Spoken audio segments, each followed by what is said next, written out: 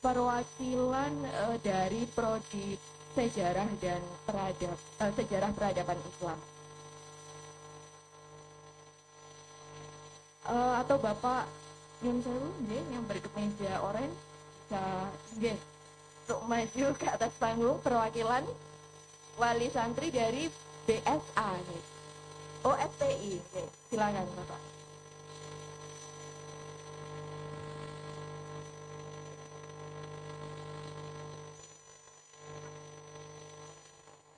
Untuk Ibu Dr. Anda Mehrina dan juga Bu Wadek bisa duduk di tempat semula. Terima kasih.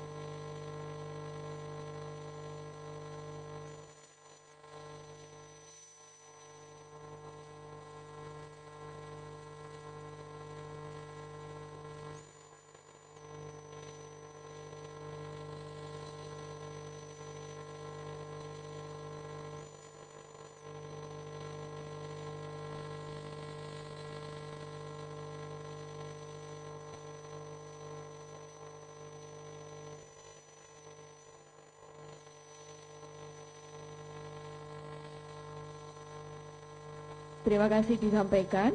Testimoni yang kedua, silakan perwakilan dari Prodi Bahasa dan Sastra Arab.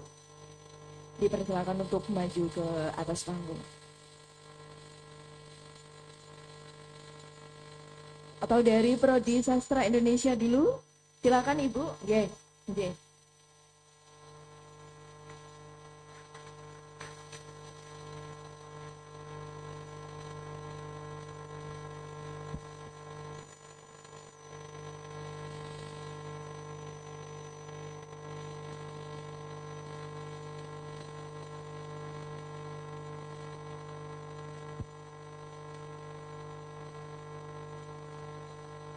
Assalamualaikum warahmatullahi wabarakatuh. Terus terang, untuk masuk ke sastra Indonesia itu adalah pilihan dari putri kami sendiri. Alhamdulillah pada saat dia mondok di SMA Queen Al-Fala Kediri, anaknya suka menulis. Kemudian dia juga ikut lomba menulis novel tingkat Jawa Timur, meskipun hanya sebagai peserta, tidak ada, belum mendapat juara.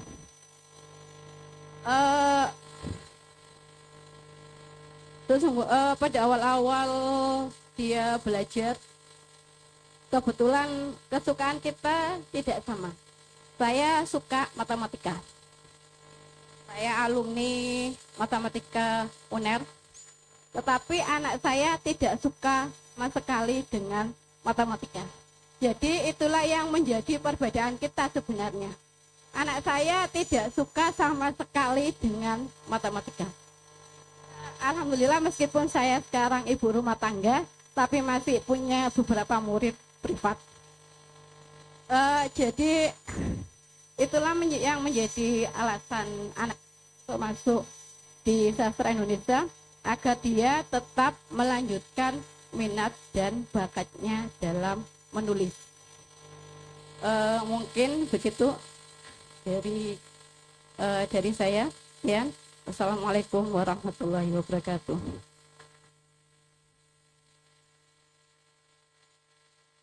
Terima kasih disampaikan. Untuk yang ketiga, testimoni dari perwakilan Prodi Sastra Inggris, mungkin Ibu berjilbab pink bisa menyampaikan 1-2 menit, Ibu.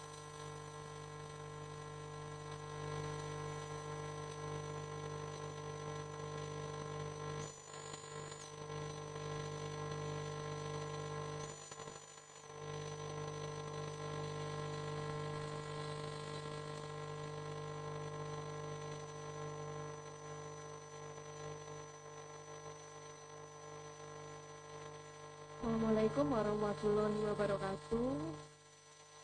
Bismillahirrahmanirrahim. Kalau saya ditanya testimoni saya, kenapa anak saya pilih ke sini, agak sulit.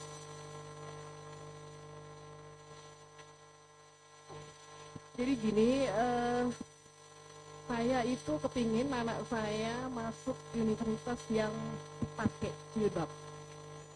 Karena anak saya nggak berjilbab, terus terang. Jadi dia berjilbab kalau sekolah saja gitu. Jadi kalau sekolah dia pakai sesuai dengan arahan mungkin yang Dr. siapa tadi sebutkan, berkomunikasi dengan Gen Z itu sulit-sulit gampang. Jadi saat itu saya bilang begini, kamu mau pilih apa nak? Gitu. Dia bilang saya mau ke sastra Inggris. Papanya mau dia pilih ke jurusan IPA sesuai dengan di SMA dia jurusan IPA. Jadi ini yang saya bilang agak sulit. Karena saya harus berada di tengah antara suami yang mau masuk IPA dan anak saya yang mau ke Sasing. Akhirnya saya putuskan sedikit berbohong sama suami, jujur. Karena saya pikir saya bisa elus-elus bapaknya lah gitu ya. kalau ada apa-apa gitu. Tapi anak saya harus selamatin. Ini gitu. Saya pikir gitu. Jadi saya bilang begini, Oke deh Pumpkin, itu panggilan saya ke anak saya ya. Oke Pumpkin, I give you your choice. Saya kasih kamu pilihan, tapi kamu buktikan bahwa kamu bisa dapat universitas negeri. Itu yang saya bilang. Karena kenapa? Kalau kamu nggak bisa dapat universitas negeri, I can help you to face your father gitu. Saya nggak bisa bantu kamu untuk menghadapi papamu, gitu. Karena papamu mau kamu di IPA. Tapi saya kasih kamu kesempatan, buktikan kamu bisa dapat universitas negeri dan kalau bisa yang pakai jilbab. Saya ngomong begitu jujur. Karena terus terang, mama itu suka malu kalau ketemu temen kamu nggak pakai jilbab. Itu saya ngomong. Jadi singkat kata, saya kasih dia 1 minggu untuk mikir. Sambil saya juga mikir gimana ini ngomong sama papanya gitu. Karena saya jujur, terus terang saya bilang sama papanya, oke, aku akan saranin dia pilih IPA. Itu makanya saya agak bohong sedikit. Saya bilang, oke, aku akan arahin dia ke IPA gitu kan. Jadi terus dia nemui saya. Dia bilang, oke, Ma, I'll try. Saya pilih fasting. Dan saya coba supaya dapat universitas negeri. Ya. Alhamdulillah dia dapat dan saya belum bilang ke papanya. Wah ini gawat nih, saya bilang. Gimana ini saya mau ngomong sama papanya gitu. Akhirnya saya ngomong sama papanya waktu itu kita punya ritual setiap hari Sabtu kita keluar berdua saja tanpa anak-anak. Itu ritual dari dulu sampai sekarang. Jadi saya bilang sama papanya,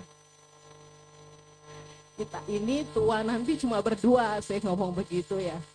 Anak-anak bukan milik kita, dia juga punya kehidupan sendiri. Terus kita orang tua hanya mendoakan, bener ya Bu ya, Bapak Ibu ya. Jadi saya bilang begitu, jadi terharu, ingat momen-momen dulu gitu. Saya waktu ngomong gitu. Saya bilang anaknya sudah diterima di UINSA, kamu harus berbesar hati. Minimal dia dapat universitas negeri. Saya ngomong begitu ya. Tapi dia sempat berpikir, saya ini teknik kimia UGM. Kamu ini dari UI. Kok bisa anak kita ke UINSA? Dia gitu. Jadi saya bilang ya kembali ke kita ini orang tua akhirnya berdua anak kita lepas gitu. Biarkan mereka mendapatkan pilihannya sendiri, kita percayakan saja mereka bisa terus di pilihannya gitu. Sebelumnya saya bilang sih minta maaf saya udah bohongin kamu saya gituin ya. Sebelumnya saya bilang saya akan bimbing dia untuk ambil di universitas jurusan teknik gitu, tapi ternyata saya memilih support dia. Bukan saya nggak menghormati kamu, saya bilang, tapi ini demi masa depan dia, demi keberlangsungan hidup dia. Karena saya tahu Gen Z itu gampang sekali tersulut. Dia, kalau kita nggak punya ruang untuk mereka curhat, dia akan curhat ke tempat lain. Dia akan curhat ke orang lain. Dan belum tentu orang yang dia curhatin itu orang baik. Jadi saya pikir ya udah, saya bilang saya saat ini saya di side-nya anakmu aja lah saya ngomong gitu. Jadi gitu dan alhamdulillah sekarang saya beneran lega, happy anak saya bisa diterima di sini dan yang pasti dia bisa pakai jilbab itu yang penting gitu loh. Ya itu. Sebenarnya ini harapan saya juga gitu dan alhamdulillah Allah kabulkan gitu. Dan satu hal yang agak melenceng dari sini mungkin saya mau kasih tahu ke ibu bapak bahwa Gen Z itu tidak semalas, tidak sejelek yang brandingnya di luaran gitu. Karena kenapa? Saya punya 2 anak senang anime dan senang lihat-lihat cosplay. Jadi suatu saat saya bilang dia mau beli baju cosplay yang lumayan mahal. Saya bilang, kenapa kamu mau beli baju mahal ini? Bagaimana kalau dibikin gitu? Saya ngomong begitu. Dia bilang, oke, kalau mama bisa, dikasih gambar. Kebetulan saya ada yang bisa jahit. Terus saya kasih gambar, saya jahit. Dan akhirnya sampai sekarang, alhamdulillah, saya itu udah jualan baju cosplay di Shopee selama 7 tahun. Dan itu gara-gara Gen Z. Jadi saya hanya gini, dengan saya menuruti mereka senang cosplay, oke, saya jadikan itu bisnis. Bener gak sih kayak gitu? Kesukaan mereka saya jadikan bisnis sebenarnya. Tapi dengan begitu saya berpikir saya bisa tetap di jalur mereka. Kalau ada cosplay saya tetap ikut, saya bisa tahu oh aktivitasnya kayak gini. Jadi saya bisa pantau. Kadang-kadang di tempat cosplay event-event itu mungkin saya doang kali ya dengan jilbab syar'i yang panjang yang datang, sementara yang lainnya pakai baju cosplay. Jadi saya minta berharap sama ibu bapak jangan terlalu berpikir branding, berimajinasi bahwa anak-anak saya ini Gen Z ini nggak benar, bahwa pergaulan mereka itu nggak bermanfaat. Kadang-kadang bermanfaat jadi bisnis sama yang seperti saya alami. Demikian, assalamualaikum warahmatullahi wabarakatuh.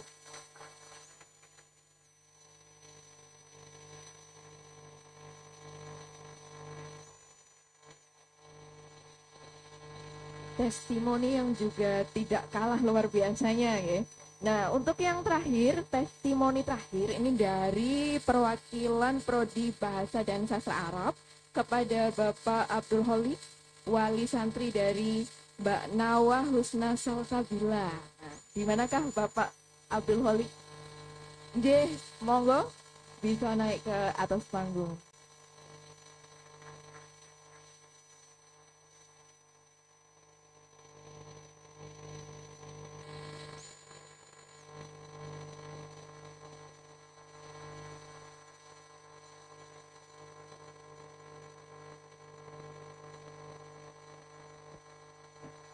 Assalamualaikum warahmatullahi wabarakatuh.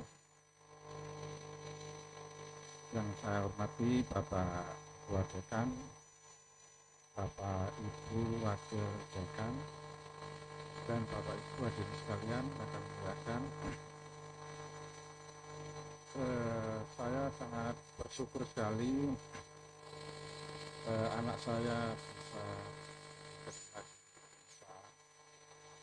Waktu itu saya tanya pada anak saya bahwa kebetulan dia mondok di Fatulillah, satu di pondok pesantren kita di Tapak Sempur dekat dengan Bekasi.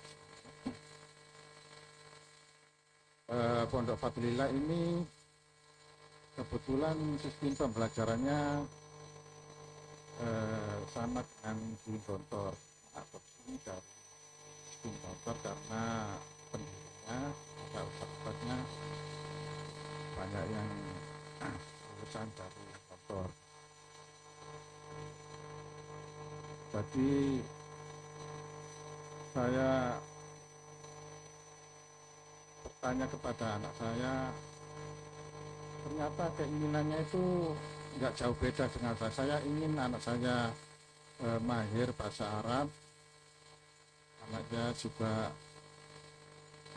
dulu saya masukkan di Papua dan sehari-harinya juga akrab dengan bahasa Arab.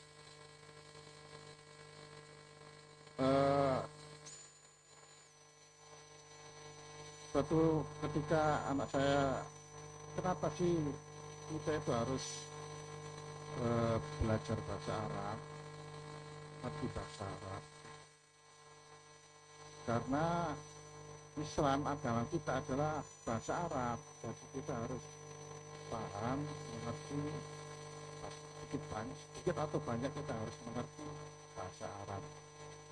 Itu motivasi saya sejak dia masuk di Fatulillah. Kemudian setelah lulus saya berkeinginan anak saya lebih mahir lagi bahasa Arab. Kemudian tentang pilihannya, kemarin dia memilih pendidikan MI, kemudian nomor 2 itu guru bahasa Arab, dan yang ketiga sastra Arab. Kebetulan yang diterima adalah sastra Arab. Ya, saya sangat bersyukur sekali, walaupun mungkin yang paling favorit yang pertama pilihnya adalah guru bahasa atau guru agama, tapi yang kedua studi sastra Arab. Mudah-mudahan dengan diterima di sastra Arab lebih mahir lagi bahasa Arab dan nantinya lebih bisa memahami tentang agama Islam yang menurut yang notabene adalah bahasa Islamnya adalah bahasa Arab. Itu harapan saya kepada anak saya, dan anak saya ceritanya tidak keberatan sama sekali. Bahkan seperti chemistry anak saya juga enjoy belajar bahasa Arab, dan saya sendiri juga lega sekali anak saya bisa diterima bisa jurusan itu yang saya rasakan. Kemudian yang dapat saya sampaikan, terima kasih. Assalamualaikum warahmatullahi wabarakatuh.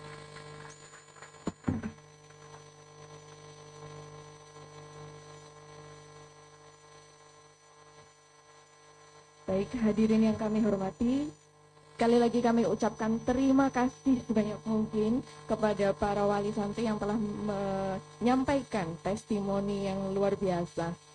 Para hadirin sekalian, tibalah kita di penghujung acara. Kami ucapkan terima kasih kepada semua pihak yang telah berkontribusi, kepada Ibu narasumber, Ibu Dr. Anda Psikologi Meirina MSI yang telah menjelaskan penjelasannya sangat informatif mengenai bagaimana adaptasi Gen Z ini di dunia kampus. Semoga acara hari ini, informasi yang kami berikan ini dapat memberikan gambaran yang lebih baik, lebih gamblang ya, bagaimana kita baik mahasiswa atau santri, orang tua maupun aktivitas akademika ini dapat bersama-sama mendukung anak-anak kita dalam menyesuaikan diri di lingkungan kampus yang dinamis, dan juga kemudian bisa menjadi santri yang unggul ya, secara nasional dan internasional. Baik, mari kita tutup acara hari ini dengan mengucapkan hamdalah, alhamdulillahirabbil alamin. Saya selaku pembawa acara pamit undur diri, mohon maaf apabila ada kesalahan. Wabillahi taufiq wal hidayah. Wassalamualaikum warahmatullahi wabarakatuh.